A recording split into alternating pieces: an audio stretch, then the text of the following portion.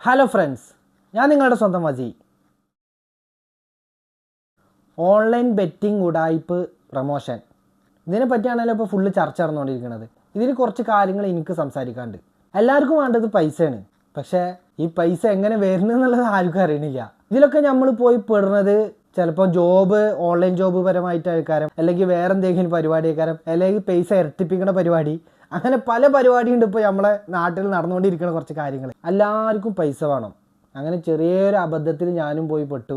പക്ഷേ അതിൻ്റെ പറ്റി കുറച്ച് കാര്യങ്ങൾ എനിക്ക് പറയാനുണ്ട്. ഇപ്പോൾ എൻ്റെ അനുഭവങ്ങൾ കുറച്ച് കാര്യങ്ങളുണ്ട്. അപ്പോൾ അത് നിങ്ങൾക്ക് ഏറ്റവും കൂടുതൽ ഉപകാരപ്പെടും.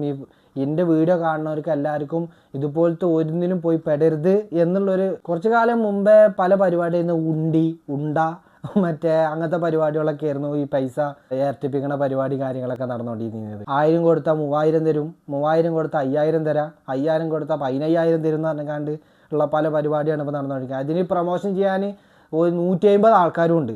പക്ഷേ നമ്മൾ പറ്റിക്കപ്പെടുന്നത് നമ്മളറിയില്ല. കാരണം നമുക്ക് എന്ത് വേണം? പൈസ വേണം. പക്ഷേ ഈ പൈസ ആർക്കും എങ്ങനെ കിട്ടണ്? പെട്ടെന്ന് പൈസ ഉണ്ടാക്കാനുള്ള പല മാർഗ്ഗങ്ങളും നമ്മൾ തിരഞ്ഞെടുക്കുകയാണ്. ഇതുപോലെ എനിക്കുണ്ടായ ഒരു ചെറിയ സംഭവമാണ് ഇപ്പോൾ ഞാൻ പറയാൻ പോണത്. നമ്മൾ വലിയ പേര് കേട്ട വലിയ സ്ഥാപനങ്ങളുടെ പേരിലാണ് പല ഓൺലൈൻ ബിസിനസ്സുകളും നടന്നുകൊണ്ടിരിക്കുന്നത്. പക്ഷേ അത് ഈ കമ്പനി തന്നെ അറിയണ്ടോ എന്നുള്ളത് പോലും അറിയില്ല. ഞാൻ അവരറിഞ്ഞിട്ടാണോ ഞാൻ അറിയാതെയാണോ സംഭവിക്കണതെന്ന് അറിയില്ല.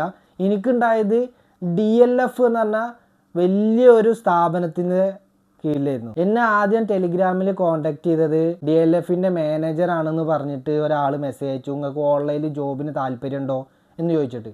2 മണിക്കൂറിൻ്റെ പണിയുള്ളൂ, അതുകൊണ്ട് നിങ്ങൾക്ക് ഒരുപാട് കമ്മീഷൻ സമ്പാദിക്കാൻ പറ്റും, അതിൽ നിങ്ങൾക്ക് ജോബ് ഉണ്ടാക്കാം, പൈസ ഉണ്ടാക്കാൻ പറ്റും എന്നൊക്കെ പറഞ്ഞിക്കാണ്ട് ആദ്യം എനിക്ക് മെസ്സേജ് അയച്ചത് ടെലിഗ്രാമിൽ. ഞാൻ വിചാരിച്ചു എന്തായാലും ഓൺലൈനിൽ നല്ല പരിപാടിയല്ലേ, ഏതായാലും പിന്നെ ഇവിടെ വെറുതെ ഇരിക്കുകയാണെങ്കിൽ വെറുതെ ഇരിക്കുന്ന സമയത്ത് നമുക്ക് ചെയ്താൽ മതിയല്ലോ വിചാരിച്ചിക്കാണ്ട് ഞാൻ ഓക്കെ എന്ന് പറഞ്ഞു.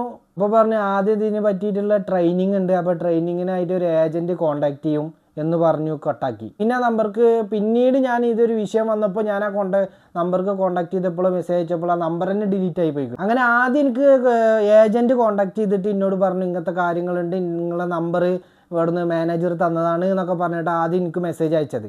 അതിൽ ആദ്യം എനിക്ക് വിട്ട ഒരു സ്ക്രീൻ റെക്കോർഡാണ് ഞാൻ ഇവിടെ കാണിക്കുന്നത്.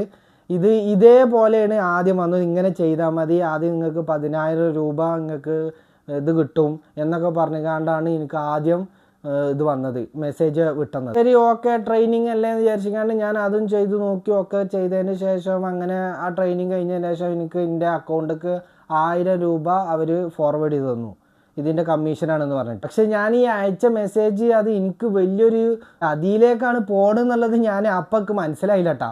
പക്ഷെ അതിന് ശേഷമാണ് എനിക്കത് മനസ്സിലായത് ഞാൻ വലിയ ചതിക്കാണ് പോകണമെന്ന്. അപ്പം ഞാൻ വിചാരിച്ചു ഇത് സിമ്പിൾ സ്റ്റെപ്പല്ലേ, അതുകൊണ്ട് പെട്ടെന്ന് നമുക്ക് സമ്പാദിക്കാൻ പറ്റും, ഇത് ജോബാണല്ലോ.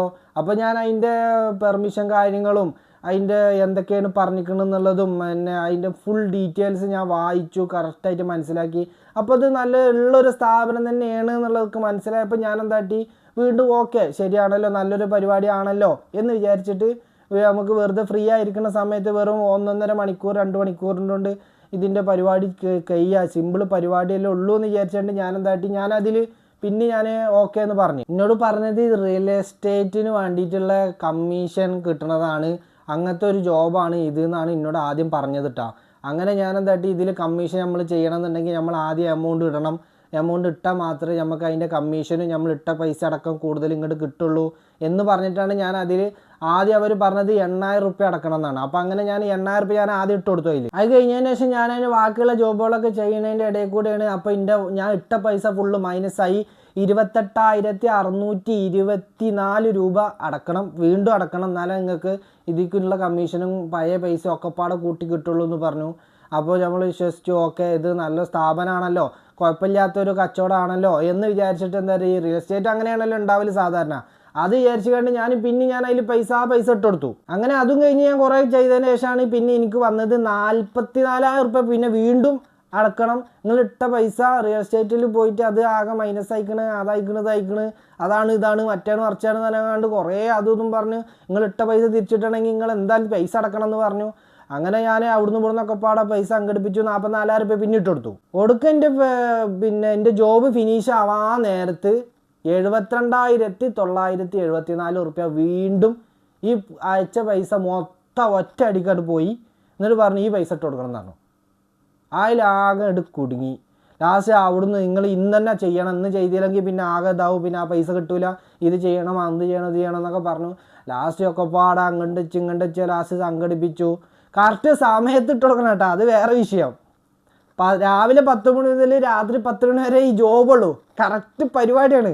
അങ്ങനെ അവിടുന്ന് ഇവിടുന്നൊക്കെ സംഘടിപ്പിച്ച് 2000, 1000, 10000 ഒക്കെ വെച്ചുകാണ്ട് കൂട്ടുകാരന്മാരെ കയ്യിൽ നിന്ന് മൊത്തം അരിച്ച് മിന്നി മേടിച്ചു. എൻ്റെ പൈസ മൊത്തം അവിടെ കിടക്കുകയാണ്.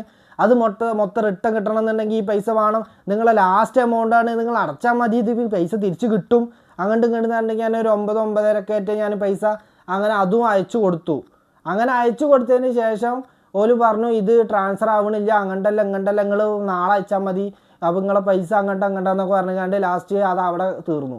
അങ്ങനെ പിറ്റേ ദിവസം മനുഷ്യന്മാരും മനസ്സമാധാനം ഇല്ല, ഒന്നുമില്ല. അങ്ങനെ പിറ്റേ ദിവസം നീച്ചിക്കാണ്ട് ഞാൻ എന്താട്ടി അത് ആ പൈസ എങ്ങനെയെങ്കിലും അയച്ചു കൊടുത്തു. അത് രാവിലെ 10 മണിക്കാണ് ഓഫീസ് ഓപ്പൺ ആവുള്ളൂ എന്ന് പറഞ്ഞുകൊണ്ട് 10 മണിക്ക് ഓഫീസ് ഓപ്പണായി.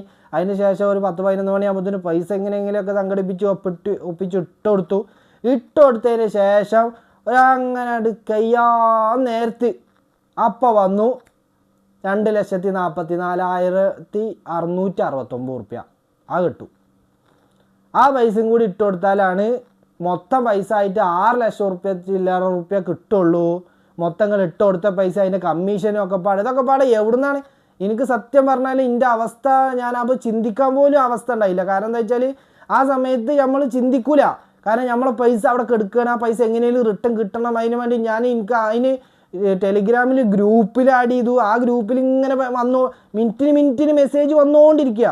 ഇങ്ങനെ ഇത്ര ആൾക്ക് ഇത്ര കിട്ടി, മറ്റവൾക്ക് എത്ര കിട്ടി, മറ്റവർക്ക് ഇത്ര കമ്മീഷൻ കിട്ടി, അതിന് ഇത്ര കിട്ടി, ഇതിന് എത്ര കിട്ടി പറഞ്ഞാണ്ട്. അതിന് ചിലവരൊക്കെ സ്വർണ്ണങ്ങൾ ഫുള്ള് കൊണ്ടുപോയി പണം വെച്ചിട്ട് ആ പൈസ കൊണ്ടുപോയിട്ട് 4-5 ലക്ഷം ഉറുപ്പ്യ ഇട്ട് കൊടുത്തിട്ട് മൊത്തം പൈസ കിട്ടണമൊക്കെ നമുക്ക് ഇങ്ങനെ ഓട്ടോമാറ്റിക്കായിട്ട് മെസ്സേജിൽ ഇങ്ങനെ കാണുക. അപ്പോൾ നമ്മളെ പൈസ തിരിച്ച് കിട്ടും എന്നുള്ള പ്രതീക്ഷയിൽ നമ്മളെന്തായിട്ട് പിന്നെയും പൈസ കൊണ്ട് ഇട്ട് കൊടുക്കുകയാണ്. അങ്ങനെ 2,44,669 ഉറുപ്പ്യ എനിക്ക് പൈസ ഇടാൻ ഉണ്ടായില്ല. അപ്പോൾ ഈ പൈസ ഇട്ടില്ലെങ്കിൽ നിങ്ങളെ പൈസ മൊത്തം പോകുമെന്ന് പറഞ്ഞു. അങ്ങനെ ഞാൻ പിന്നെ ആകെ ടെൻഷനായി, ആകെ ഇടങ്ങറായി, വണ്ടി വലിയായി, ഇങ്ങനെയൊക്കെ ഉണ്ടായി.